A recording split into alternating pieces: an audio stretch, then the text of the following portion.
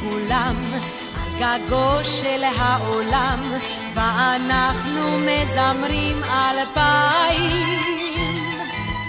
ידידי אגב אורך. El señor Isaac Erez nació el 28 de noviembre de 1974 en Israel, está casado, tiene 3 hijos y tiene una gran trayectoria profesional. Estudió un máster en Derecho en la Universidad Bar Ilan de Israel y desde 1988-2001 fue segundo secretario, director de seguridad de la Embajada de Israel en Uzbekistán. Estuvo ya en la Embajada de Israel en España de 2001 a 2002.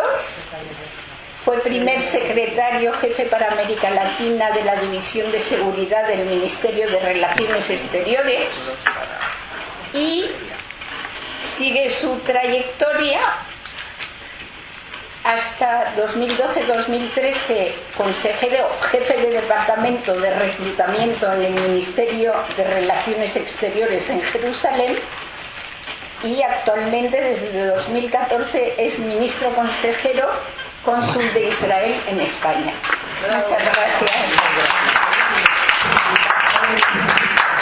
Pues nada, gracias. Solo voy a mencionar que estaba también 5 años nuestro cónsul en México, entre 2006 a 2011. Entonces tenía la oportunidad de servir como cónsul en una primera etapa mía en México, donde existe una comunidad judía enorme y bien conocida en todo el mundo. Y ahí, en la práctica de la embajada, hemos participado casi mensualmente en encuentros de este tipo y les agradezco de antemano la invitación para conocerles y para contar un poco sobre el Estado de Israel, sobre la sociedad en Israel, precisamente como mencionó Eva cuando acaba yo de entrar, en el mes de mayo, que es el mes de la independencia del Estado de Israel, un mes muy especial en nuestra historia, en la creación de Israel, que dejó el sufrimiento del pueblo judío por miles de años, y al crear un Estado, el único lugar en la tierra que pertenece a los judíos, es el Estado de Israel, y fue declarado, como ustedes bien saben, el mes de mayo de 1948 en la Asamblea General, en aquel momento en Tel Aviv. El micrófono. ¿Se oye bien? Vale. ¿Se oye bien? No, allá por eso vale, entonces me hace. Pues pensaba de qué nos podemos hablar y me explicaron en la embajada que es una charla abierta y voy a dejar un parte de esta charla al fin, después de presentar la presentación corta que preparé, para hacer preguntas y dar más información puntual a lo que interesan a ustedes saber. Al pensar de qué tema sea interesante de hablar en este mes, yo pensaba que el tema de la sociedad en Israel es un tema menos conocido en la diáspora. Explicar las diferentes poblaciones que viven en Israel y explicar que Israel hoy en día es una mosaica de culturas que vino desde la creación del movimiento sionista en 1860 y hasta hoy en día siguen llegando judíos de varias partes del mundo. Pero en Israel viven no solo judíos, viven otros grupos étnicos, otros pueblos que al día a día en el trabajo diplomático no hablamos mucho. Y en esta ocasión pensaba de compartir con ustedes la forma muy especial de la sociedad israelí, que es una sociedad de hoy en día 8,5 millones de habitantes, que viven en una tierra muy pequeña, como ustedes bien conocen, pero comparten la misma tierra pequeña con varias sociedades diferentes, varios pueblos de otra religión, de otra cultura, de otras ideas políticas, y eso crea más que nada una vida muy especial, pero con muchos conflictos internos. Y voy a empezar la presentación para hablemos un poco sobre Israel y después abrimos la discusión sobre la contradicción de la vida en Israel entre los conflictos que hoy en día son los esenciales en la vida diaria de los judíos en Israel. Pues a ver. Creo que no. A ver, no te preocupes. Ahí está, perfecto. Pues la geografía de Israel, yo estoy segurísimo que ustedes la conocen muy bien. Pero Israel es un pedazo de tierra de 25 miles de kilómetros cuadrados. ¿Así veis todas? Sí. Sí, para que el señor consulte. Es un pedazo de tierra, hay que decirlo, de 25.000 kilómetros cuadrados, ubicado en el Medio Oriente, en la parte este del mar Mediterráneo, rodeado por países árabes de existencia de muchos años que siguen estando ahí sin ningún cambio geográfico o geopolítico.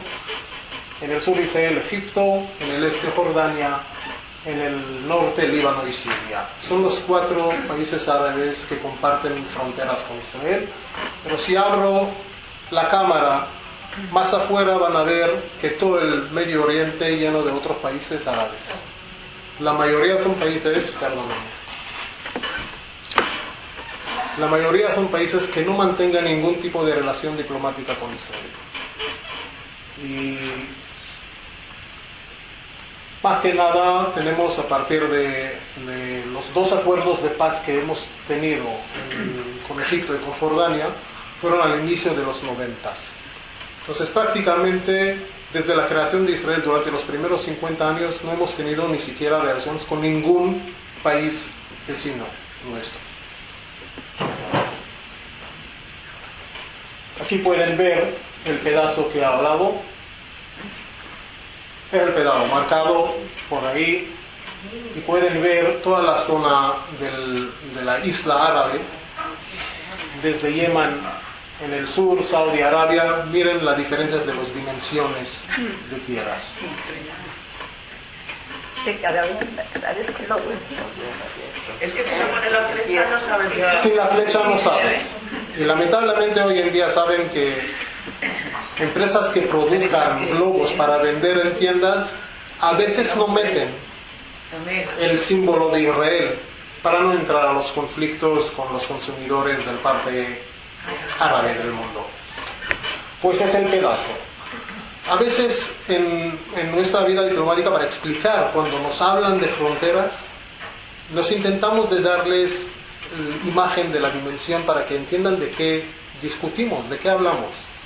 Repartir un pedazo de este tipo es casi imposible, que crea un reparte adentro de pueblos donde vive la gente. A veces nos ayuda mucho de hablar de cantidades de metros cuadrados, comparando por ejemplo con España. Vamos, estamos viviendo en España. El Estado de Israel es un parte que es menor que Extremadura, vamos a decirlo. Es más o menos la dimensión del país que está en el centro de un conflicto de 100 años con el mundo árabe, y hoy en día es un conflicto que se trata de la vida diplomática de todo el mundo. Pero no venimos de hablar de geografía, sino de sociedad. En la sociedad israelí, por el Centro de Estadísticas de Israel, hoy en día 8.320.000 habitantes. Entre ellos 76.4% de judíos. Eso significa que los judíos son en el primer lugar y en el único lugar en el mundo la mayoría. En ningún otro lugar en esta tierra no estamos de mayoría. Siempre vivimos sentimos de minoría, de ser un pueblo pequeño bajo de un régimen extranjero, bajo un régimen con religión ajena, y es el único lugar donde los judíos tienen la mayoría absoluta. Pueden ver que casi 17% de la población son musulmanes. Musulmanes de varios tipos. Saben que igual como somos acostumbrados de repartir el judaísmo a corrientes.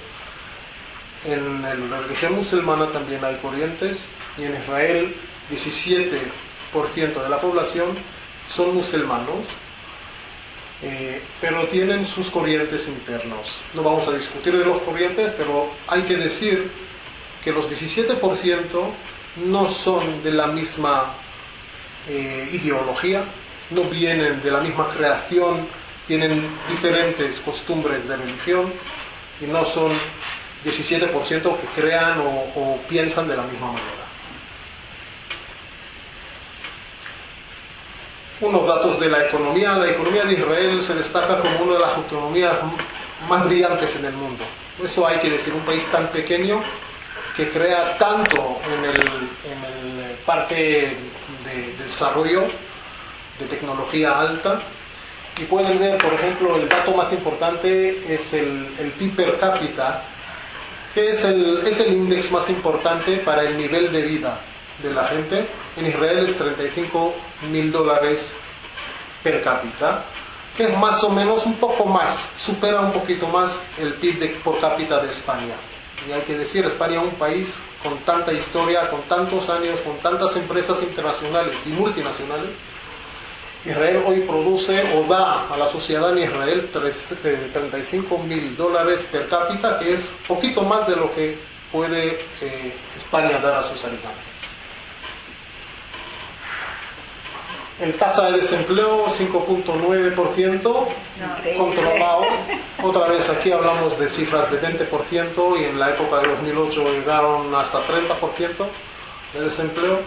En Israel es 5.9%. No olvídense que los datos que cada país publica de desempleo son los que son registrados. En Israel, la gente que se registra de desempleo para recibir el financiamiento del gobierno del desempleo son los que entran a la cifra. Hay gente que quedan en casa y ya no van al seguro social para declarar y no entran a la estadística.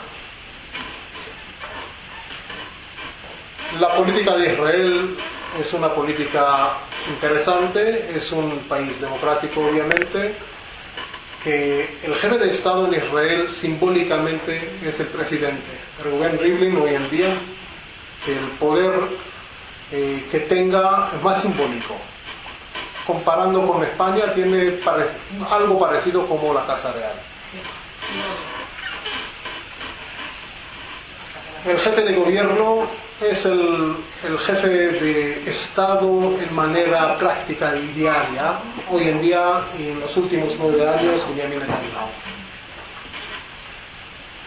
La cultura de Israel, y aquí entro poco a poco a lo que pensaba de hablar, es una cultura, es una mezcla de Oriente y de Occidente, de Norte, de Sur.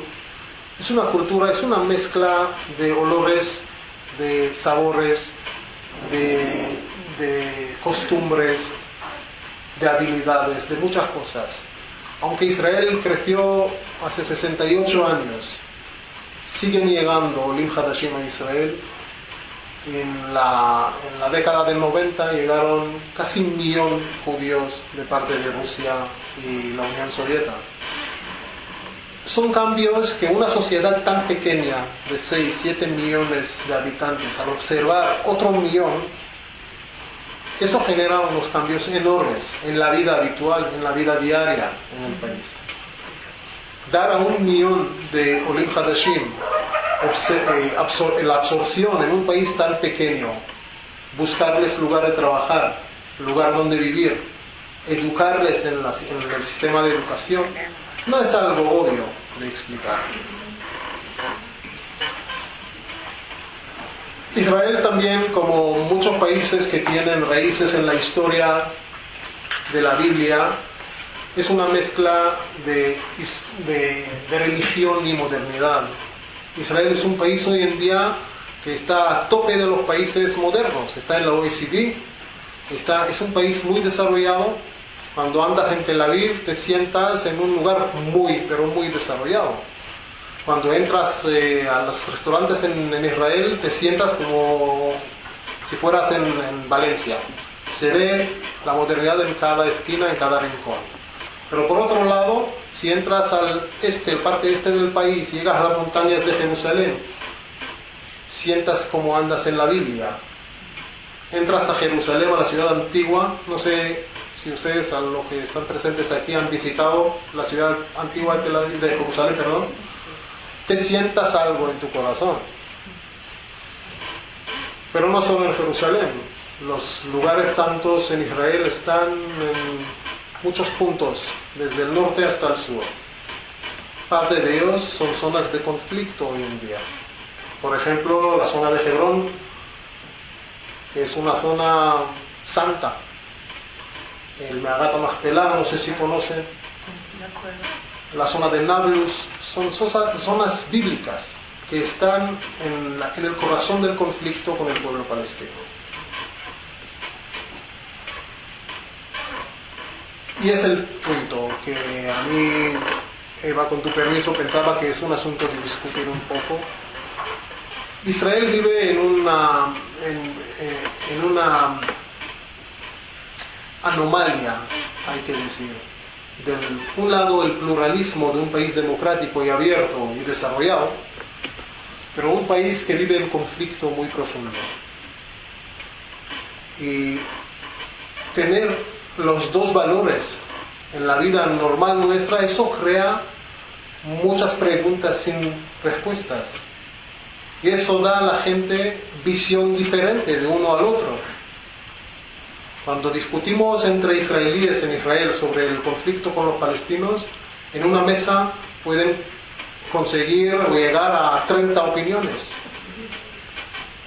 Casi no puedes llegar a una opinión de un país con un estado de decisiones firmes cuando tengas el pluralismo de un lado, pero un conflicto tan largo y tan profundo en nuestra vida. Y es lo que quiero desarrollar en este encuentro con ustedes.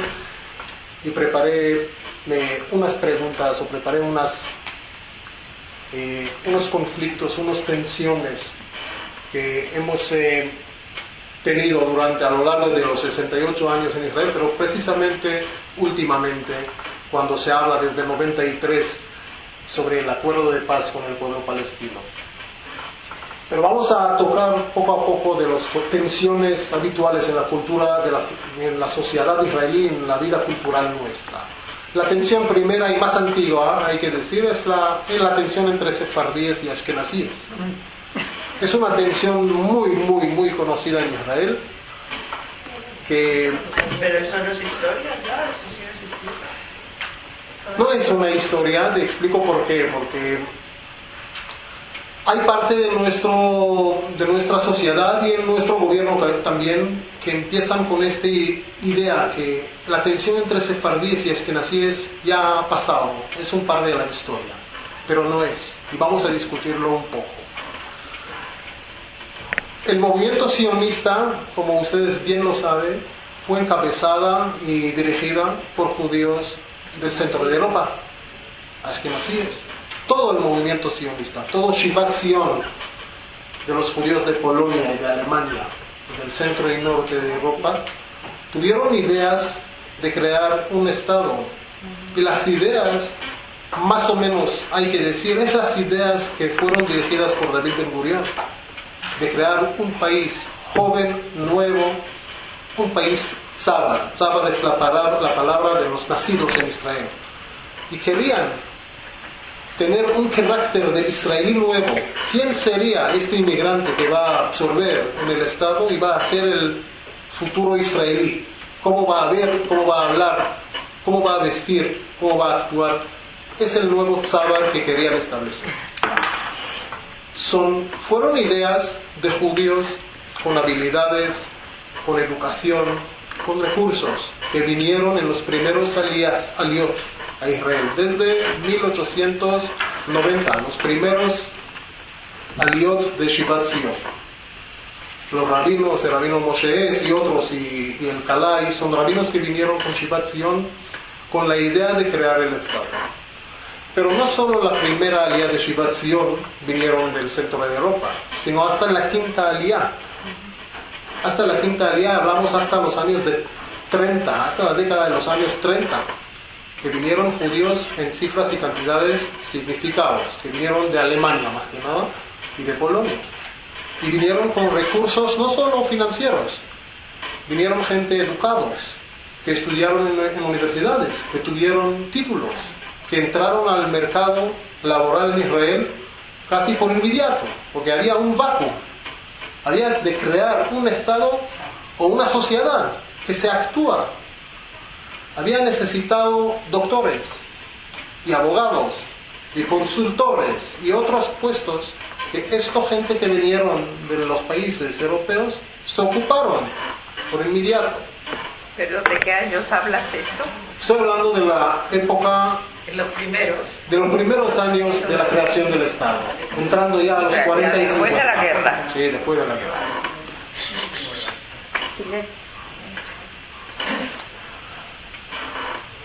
Los aliot que vinieron en las décadas de 50 y 60 ya empezaron a ser aliot de países orientales, empezando con la alianza de Ezra ben Nehemiah de Irak y después la alianza de los judíos de Marruecos.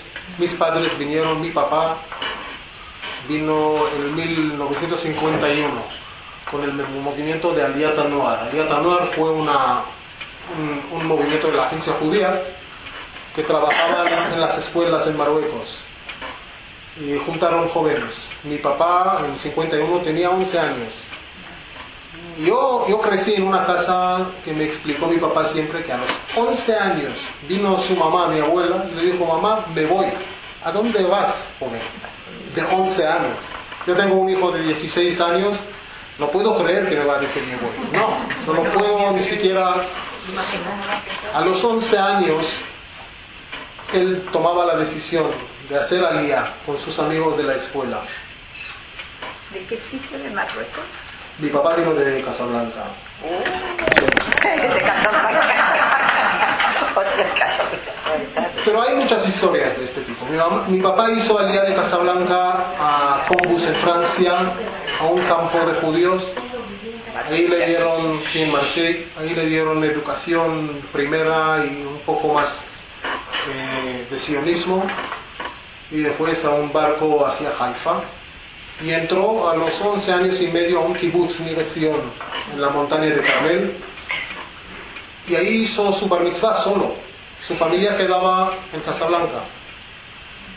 Y yo recuerdo lo que me ha contado cuando era yo niño, que en la misma montaña de Carmel, al lado del kibbutz Nir Etzion, había un árbol enorme, que él estaba acostumbrado el viernes de la tarde, después de la cena de viernes, bajar solito al árbol para leer las miftavim, las cartas que le escribió su mamá en francés. Y ahí abrió un día, cuando tenía 14 años, después de la bar mitzvah, y anotó, su mamá le informó que su papá murió. No había teléfonos, no había email, no había nada. Ustedes conocen bien la época. Y creció hasta que entró al ejército. Su mamá y sus dos hermanos, mis tíos, llegaron a Israel en 58, cuando ya tenía 18 años y había un soldado en el ejército. Imagínense la mamá, la abuela mía, que mandó un joven, un niño de 11 años, y recibió un soldado de 1,80 m, vestido con uniformes. Era la decisión que él tomaba, pero pues estoy contando la historia para explicarles que los jóvenes y después las familias que vinieron de Marruecos vinieron al fin de los 50 y al inicio de 60, cuando ya se estableció más o menos el país. Ya habían organizaciones del Estado, ya había un servicio público, pero había otra cosa. Había mucho lugar donde quería el gobierno demandar a la gente de vivir, porque todos los aliados de los 30, 40, 50 fueron ubicados en el centro del país. Es lógico, el primer lugar que se ocupa es el centro, donde las cosas sucedan, en Tel Aviv, en Haifa, en los centros urbanos. Y cuando vinieron los aliados de los 50 y 60, había que publicar la zona rural. Pues les enviaron a Beersheba, a Yeruham, a Dimona, a otras partes en la periferia. Pero no solo eso. Para entrar al mercado laboral para los Olim Hadashim que vinieron sin idioma, sin educación de alto nivel, sin recursos económicos, sería muy difícil de entrar a un puesto respetado adentro del gobierno, por ejemplo. O decirles, créense su negocio propio, había como si fuera algo en chino, sin entender nada. ¿Cómo? ¿Cómo empezamos? Por eso son gotas de información que explican por qué creció la tensión entre ashkenazíes y sefardíes. Hoy en día en el mapa político nuestro existen partidos que hablan de este tema en particular. El partido de Shas promueve mucho la población sefardí en Israel y habla mucho de la gente que son transparentes. No sé si han escuchado esta frase, pero Aryeh Deri habla de la gente transparente. ¿Quién son la gente transparente que habla? Son la gente que no se ven, que no tienen cara ni cuerpo, que son transparentes. Son la gente pobres que viven todavía en Yeruham, que no llegan a grados universitarios, que no tienen oportunidades de crear un negocio o de entrar al mercado de la bursa, por ejemplo. Son gente que viven todavía en la periferia. Tengo que decir, o hay que decir, que en la mayoría de las cosas es una responsabilidad compartida. Pero el punto inicial de la vida en Israel, cuando estás viviendo en Yeruham, no es el mismo que cuando estás en Yehuda Alevi en Tel Aviv. Es totalmente diferente. Aunque no podemos dejar o dar toda la responsabilidad al gobierno, sino también a la persona misma. Y conocemos mucha gente que nacieron en el sur de Israel o en el norte de la periferia y llegaron a puestos muy altos.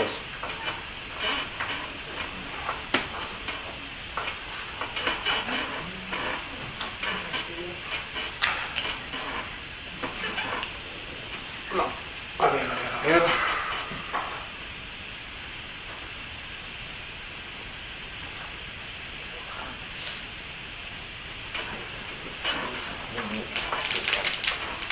¿Estaba funcionando también? No, estaba muy bien funcionando.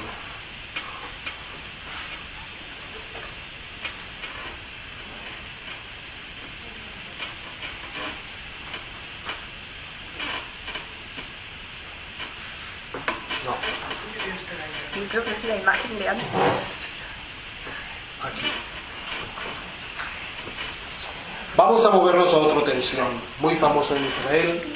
Es la tensión, hablamos ya de la tensión del centro y periferia, y vamos por la tensión de judíos y la población que no es judíos. No vamos a marcarlos como musulmanes porque tenemos drusos y tenemos cherquesos y tenemos cristianos. Pero es una tensión primordial en nuestra vida. Si andas en Estados Unidos, nadie te pregunta si eres cristiano, si eres musulmán, si eres judío. A nadie les importa. En Israel todavía las diferencias de religión juegan un papel. Lamentablemente digo, sin poner aquí en la mesa mi opinión personal, digo en general, como he hecho. Ser judío en Israel es más fácil que ser musulmán en Israel. Preguntan a sí mismo, ¿cuántos musulmanes tenemos, embajadores musulmanes? ¿Cuántos? Tenemos unos 100 embajadores alrededor del mundo y a vez en cuando llega un musulmán a un puesto de embajador. Preguntan cuántos cónsules musulmanes tenemos. ¿Cuántos ministros musulmanes? Musulmanes quieren ser embajadores de Israel, también habría que preguntar. Si quieren. Hay drusos. Hay drusos. Había viceministro musulmán, viceministro de Exteriores musulmán, Saleh Masalha. Había druso no hace mucho, Magli Wahaba, viceministro de Exteriores. Pues sí llegan, y hay mucha gente musulmán que quieren ser o ocupar puestos importantes en el gobierno. si han estado esos, quiere decir que sí pueden hacerlo. Sí pueden hacerlo. Necesitan la capacidad para ello, o no sé, Carlos. Vamos a escuchar, hacemos preguntas después. No, a mí me da bien. ¿Sí? ¿No? Sí, ¿Podemos pero hacer preguntas o como tú quieras? me da bien hacer preguntas y discutir el tema en una forma abierta. Pero hay que decir algo que es en el parte psicológico de nuestro como judíos en Israel. Tiene explicaciones antropológicas, sociales, que se estudian en las universidades en Israel y en todo el mundo. Que una persona que vive en una sociedad se evalúa por en qué nivel está en la sociedad. ¿Dónde están, por ejemplo, hoy en día las mujeres en la sociedad israelí? ¿En el nivel más bajo? ¿En el nivel medio? ¿En el nivel alto? ¿Quién gobierna en la sociedad israelí? ¿Mujeres? ¿Sefardíes? ¿Ashkenazíes? ¿Quizá musulmanes gobiernan? ¿Dónde está cada una de las características en este pirámide? En este pirámide de ubicación de nivel sociológico. Pues dicen que todos los movimientos feministas dicen que las mujeres están en el nivel bajo y hay que levantarlas para que ocupen más puestos públicos, por ejemplo, o que gobiernan en empresas privadas, o que ganan por lo menos como los hombres. Hay movimientos que hablan el tema de la tensión de sefardíes ashkenazíes, que dicen: no existe ningún director general de ninguna universidad de Israel que es un sefardí. ¿Cómo puede ser? O ningún director general de Banco Central que es sefardí. ¿Cómo puede ser? No puede ser. Pero usted me dice que sí hay historia. Hoy en día no existen sefardíes en estos puestos. Por ejemplo, es un tema de discutir. ¿Hay una razón? No estoy seguro. Creo que ustedes tampoco. Los sefardíes tienen el mismo cerebro, tienen la misma capacidad de ser educados, de estudiar, y pueden ocupar puestos muy altos. ¿Cuántos primeros ministros tuvimos que son sefardíes? Ni uno.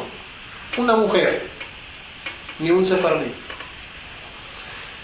El líder del partido Likud, que siempre estaba cerca al tema de los sefardíes, el líder más famoso era Menachem Begin, en el golpe que hizo en 77. Y él hablaba mucho del tema de los sefardíes. Y ellos, los sefardíes, votaban y le apoyaban muchísimo para ganar las elecciones de 77. Él vino de Polonia. Pues hablo ahora de judíos y no judíos.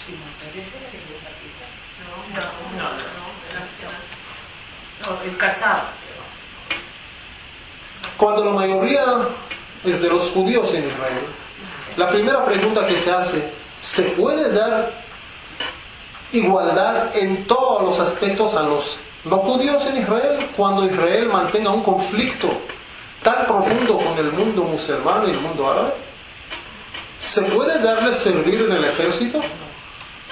Es una pregunta esencial de hacer. ¿Se puede dar a un musulmán que tiene sus 5 rezos al día y que lee el Corán todos los días y que vive en una pobreza, hay que decir, bueno, no comparando con los musulmanes del otro lado de la frontera, pero comparando con los judíos que viven en Israel, al otro lado de la carretera, ¿le podemos permitir de dar arma o ser un jefe de un grupo militar? ¿En qué situación le vamos a meter si mañana va a tener de entrar con su grupo a la franja de Gaza para combatir y luchar en contra de sus amigos, de sus familiares?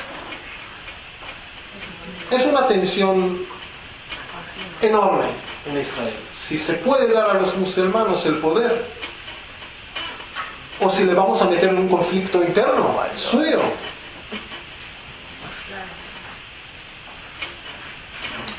Pero los rusos sí tienen en Tzahal. También los musulmanes. También los musulmanes. Yo sé que Hay unidades los rusos- musulmanes. Hay una unidad también de musulmanes. Es cierto, pero Los rusos sí. Pero hay que ser justo. Hay una unidad muy pequeña de musulmanes, hay un batallón, una unidad pequeña de drusos. Los rusos sí se sabe Sí. que son pro-israelíes. Depende. No todos. Depende. Los que viven en Israel, no los que están en Siria.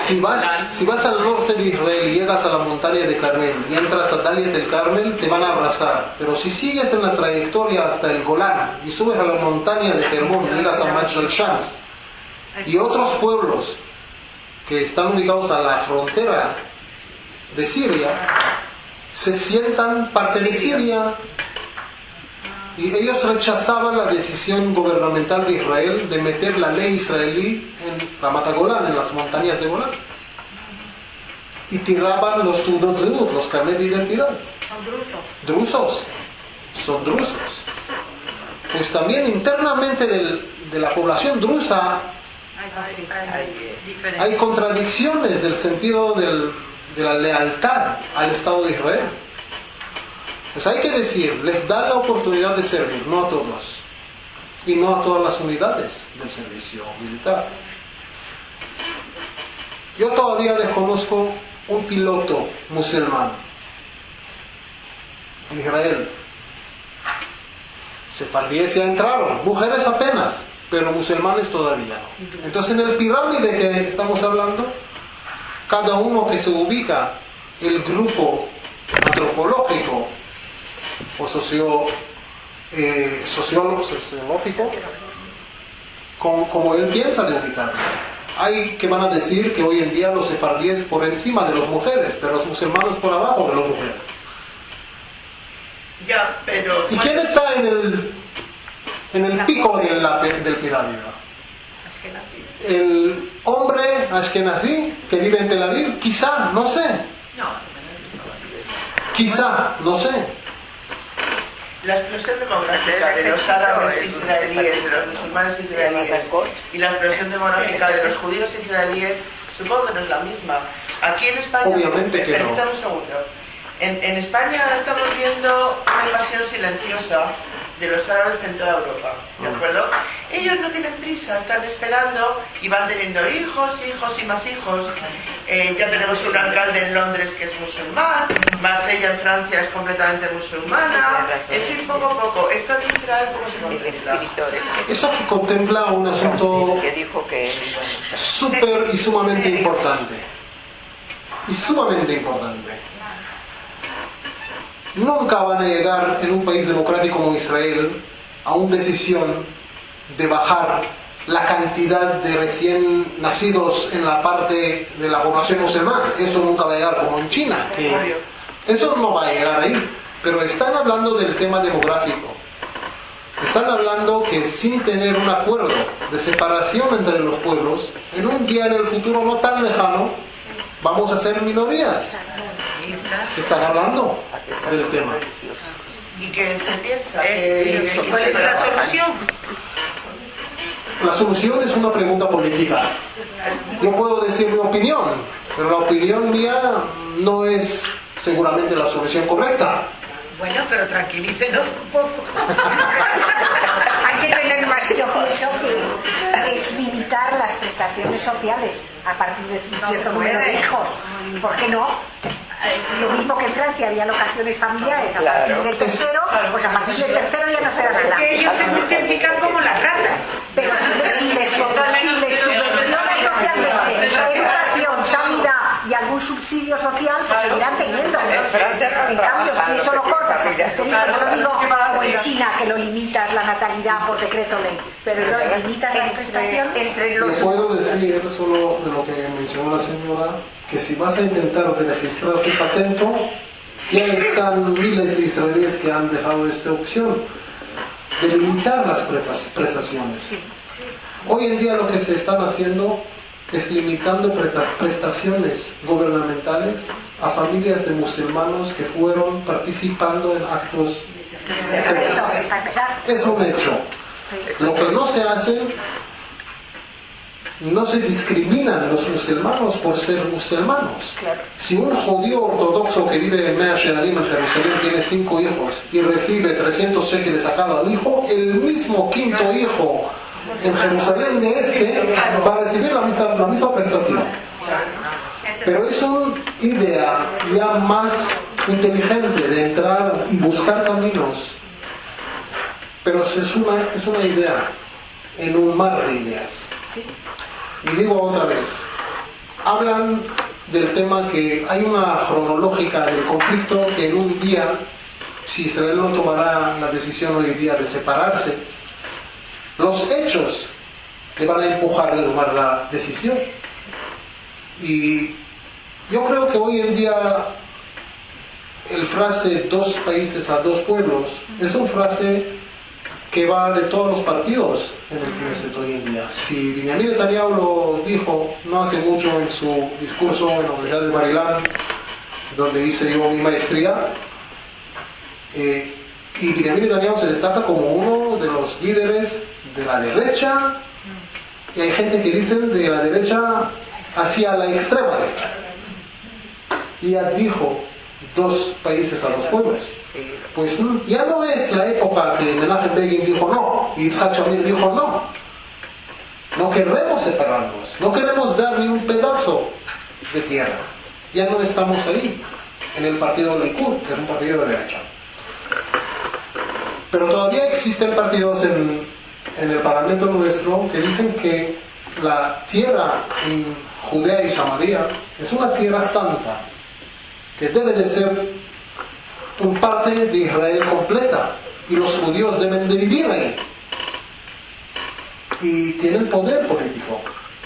Son parte del gobierno actual nuestro, que no quieren discutir el tema de separar el Judea y Samaria a 2 pueblos.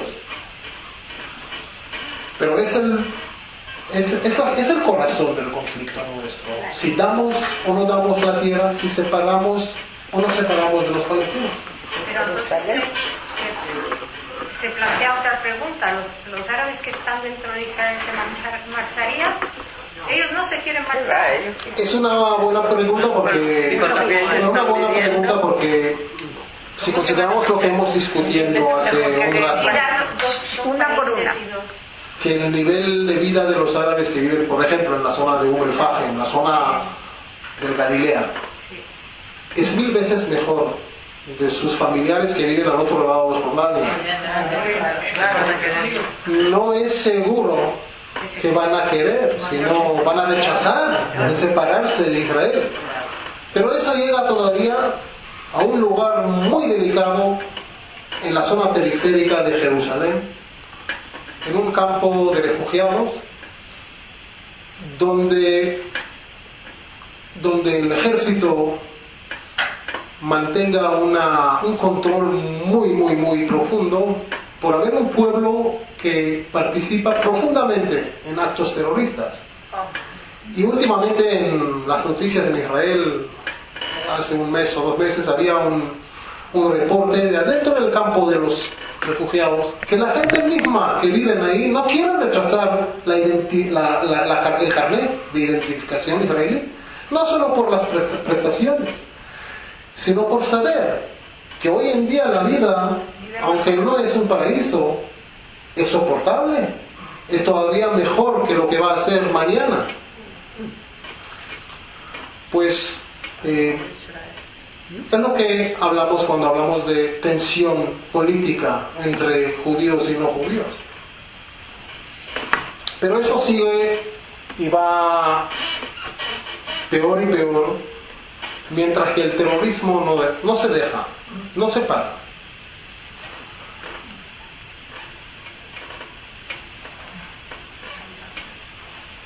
Es un ordenador tan sofisticado que mueva solo. A ver. Es que no está Giselle, que es la que tiene uno viejo. Voy a preguntar. Pues siempre. Vamos. Es de mi marido y yo no sé usarlo tampoco. Vamos a discutir, eso nos dirija a la atención. Yo creo que hoy en día es uno de los conflictos globales en la lucha contra el terrorismo de la tensión que existe entre derechos democráticos y derechos humanos y la importancia de salvaguardar la seguridad de un Estado. Y no hablo de la seguridad propia de un cuerpo, sino de un Estado, la existencia de un Estado, de un pueblo que nunca ha tenido un lugar que les protegió. Y conocemos la historia. Y ahí en Israel empezó la tensión hace muchos años y recientemente empiezan a hablar del tema aquí en Europa también. Esta mañana hubo un apuñalamiento en la estación de Múnich. Exactamente. Sí. Me asusté cuando empezaron a anunciarlo y cuando yo dije En Israel es a diario. Y en Israel también Es a diario. Perdón, no se publica. no lo sabe. Es a diario. Alemanes. Con vuestra permiso, Como siempre. sí, con vuestra permiso yo salté de la atención de religiosos y laicos porque es obvio y no vamos a entrar a los conflictos internos de la sociedad israelí sobre el sentimiento de gente que quieren pasear en Jerusalén el sábado y comprar algo en un supermercado, pero los religiosos ortodoxos no se permiten. Es una tensión enorme en Israel.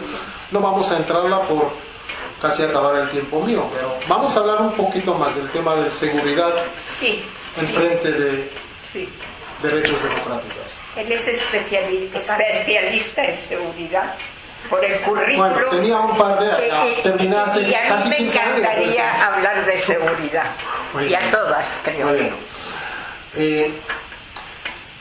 En Israel, en el Corte Suprema de Israel, han tocando temas muy delicados que intentan de, por lo menos, entender el conflicto entre seguridad del Estado y derechos humanos o derechos democráticos. Por ejemplo, si los servicios de seguridad de Israel reciben información de inteligencia que mañana a las 6 de la mañana explotarán 5 autobuses en el centro de Jerusalén, porque durante la noche unos grupos terroristas han metiendo bombas bajo de estos autobuses. Es la información que reciba el Servicio de Seguridad de Israel a las 12 de la noche. Le quedan 6 horas de saber cuáles son los autobuses y obviamente ubicarlos y controlar la situación para sacar las bombas. Y a las 12:01 reciben un nombre de un musulmán árabe que sabe la información exacta. ¿Dónde están los autobuses y cuándo van a explotar? ¿Y quién son sus colaboradores? Desde 12 de medianoche hasta 6 de la mañana, la hora de explosión, tienen que saber dónde están los autobuses. ¿Qué se hace en un país democrático en esta situación? ¿En qué manera van a interrogar este señor que detuvieron? Si es legal hacer algo o cualquier cosa para que saque la información que tenga, ¿en qué medida nos podemos presionarle? Suspender las garantías constitucionales durante un tiempo hasta que se averigüe. No, Libertad contra seguridad. La única democracia que hay en Pero cuando el eso suceda diariamente no es eso. o semanalmente, Claro, es un estado de... ¿qué quiere decir? ¿Que vamos a vivir en un estado de guerra? De solución. Son situaciones reales. No les estoy contando cosas de mi imaginación, sino cosas que sucedan en Israel. Pero la metodología de interrogatorio es igual en todos los países. Eso no tiene por qué plantear un conflicto. No te ¿verdad? denuncian, no. La interrogación, aunque la gente que están aquí presentes, ni yo, nunca estuvimos en los almacenes subterráneos donde se interrogan a los terroristas, nos podemos imaginar o por lo menos esperar que en un país democrático la interrogación es bajo un control de reglas, de leyes, Hemos visto, no dan golpes. Hemos no visto dan choques de electricidad. Vamos a ver. No le van a decir, oye bonito, ¿dónde está la bomba? Que tenemos Eso seguro que no, 6 horas. pero empiezas a subir Sí. más allá, a tensión física. ¿A dónde llegas? ¿Hasta qué línea? ¿Qué línea roja existe de jamás cruzarla? Para saber dónde están las bombas. Solo tienes 6 horas, es que no les puedes privar de sueño o de ir al baño durante 4 horas seguidas, es que no tienes tiempo. Una hora corta. Una buena torta y ya de lo que vamos a El suelo para guardar y se acabó. Bueno, no les voy a dar yo a los interrogadores del Servicio de Seguridad nuestras ideas. Yo creo que tienen demasiadas. Pero la pregunta no es si le van a meter un saco encima de su cabeza con ruido a los oídos o si le van a... Bueno, no vamos a entrar a estos ejemplos, pero la pregunta que de verdad existe ahí en este conflicto es si un país, para salvaguardar la vida de sus habitantes, puede actuar como los enemigos. ¿Hasta dónde nos podemos llegar en un país democrático en nuestra lucha contra el terrorismo? O si llegamos a esta línea roja y no tenemos la información, ¿qué hacemos? ¿Cerramos nuestros oídos para no escuchar la bomba? ¿O contamos los cuerpos mortales en las calles de Jerusalén? ¿Qué hacemos? Es un conflicto súper importante en nuestra vida en Israel porque es unos dilemas diarios. El hecho que fue hace un mes y medio con este soldado en Jerusalén, Elior, que disparó a un terrorista después de un apuñalamiento que generó en contra de soldados, sus amigos, pero estaba metiendo en la tierra, casi muerto, todavía moviendo, pero casi muerto. Eso generó una discusión enorme en Israel en los últimos días. Y manifestaciones y discusiones en el corte. Y es una pregunta que hay que hacer en un país como Israel. Si hay que meter a este soldado 20 años en la cárcel por su disparo, o hay que liberarle, o al revés, hay que volverle a ser héroe. ¿Dónde estamos y dónde está cada uno en esta escala? Es difícil, este momento es culpable. Escuchar a teléfonos privados de la gente en un país como Israel es un abuso, un derecho de privacidad importantísimo en un país democrático. ¿Qué se hace en Israel?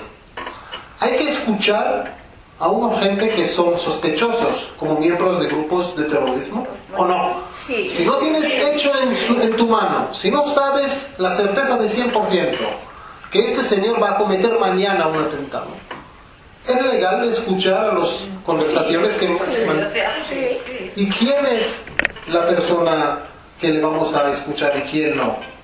Y mañana si no estamos seguros, ¿cómo se dibuja la línea roja? Yo lo tengo clarísimo. Entre los derechos humanos y los derechos democráticos tienen que primar los derechos humanos. Y si no hay vida, no hay libertad. En cambio, sin libertad puede haber vida. Eso. Pero al fin llega la decisión muy particular. Si escuchamos o no a un señor fulanino, ¿qué información tienes en contra de esta persona? ¿Cómo evalúas la información? Si eso te permite o no permite. En el caso particular, son preguntas diarias en los servicios de inteligencia y de seguridad del Estado de Israel. Son preguntas que llegan hasta el Parlamento y hasta el Corte Suprema. Digo, Israel es un país que está constantemente en guerra. Por tanto, tiene que tener unas leyes determinadas para estos casos. Hay ley de estado de guerra, pero desde, si me acuerdo bien, la guerra de 67 no la usaban ni una vez.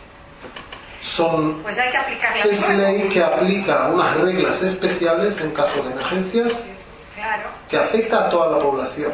Bueno, en Francia... Pero un país no puede vivir bajo de esta ley por largo tiempo.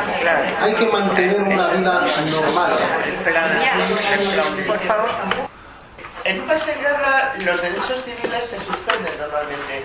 Yo pensaba que de hecho en Israel están suspendidos porque veo muchos registros en casas particulares por internet. Y también veo cómo descubren los soldados los túneles de Hamas, que suelen ser debajo de sitios particulares. Supongo que entran sin derecho de juez ni nada, sino con patada a puerta o como... No, hay zonas... Estás mezclando de dos cosas. Una, la implementación de las reglas en estado de guerra, y otra cosa son zonas declaradas por el ejército como zonas en servicio del ejército. Es una regla que se dan a un general del ejército de declarar una zona como zona cerrada para las acciones del ejército. Y particularmente en esta zona se puede y tiene derechos bajo la ley en Israel de hacer lo que él piensa para evitar un ataque en contra de la zona. Pero no son la implementación de las reglas especiales en estado de guerra. Es otra cosa y cosa distinta. Pero les doy otro ejemplo muy interesante con lo que sucede ahora en Europa. En los inicios de años de 70, ya así hace 40 años, empezaron en Israel a proteger los vuelos de las aerolíneas israelíes y cerrar las puertas del cockpit donde está el piloto. Durante 30 y 35 años, la mayoría de los países en el mundo pensaban que son otra vez los locos israelíes. El piloto invita a los pasajeros para mostrarles el cockpit. Fue un parte turística, un parte del servicio para la gente del business o de first class, ¿no? Pero en Israel invirtieron mucho dinero en protección de aviación. Imagínense cuántos vuelos de aerolíneas israelíes han despegado de Israel desde inicio de los 70 hasta hoy en día, que cuando a bordo siempre estaba una guardaespaldas israelí. Imagínense miles y millones de vuelos. Y todo el mundo pensaba que son los locos israelíes, hasta el 11 de septiembre. Que ahí los americanos, hasta allá, los americanos que también protegen muy bien sus intereses, pensaban que cometieron un error enorme de permitir que el cockpit sea abierto.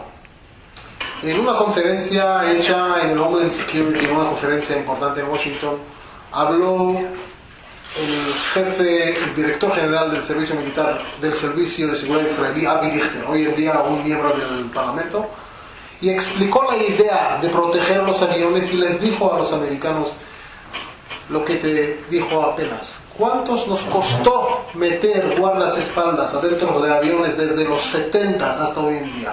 Probablemente millones y millones y billones de dólares. Nos costó billones de dólares. Ustedes han ahorrado billones de dólares. ¿De qué están llorando?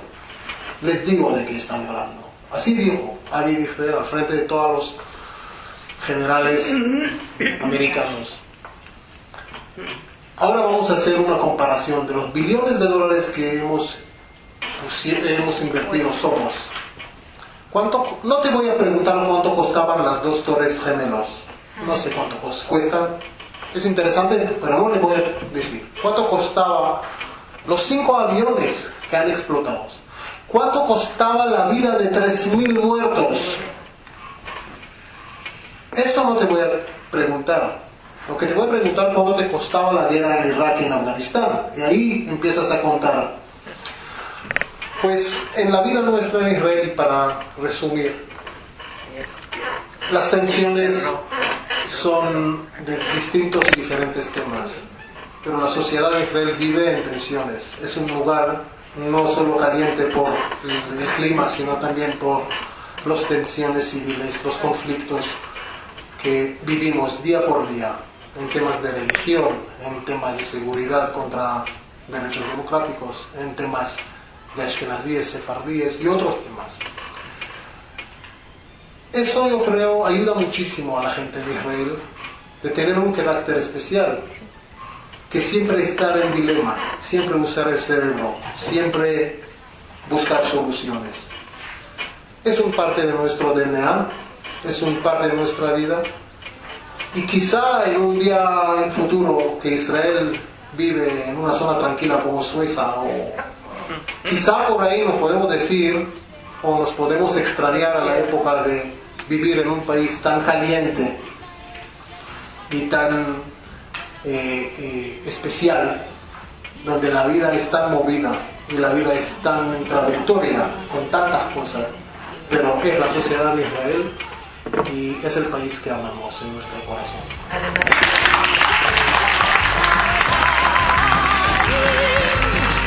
ישראל שלי חוגגת, חלומות כחולים הולדת, ושירי שלי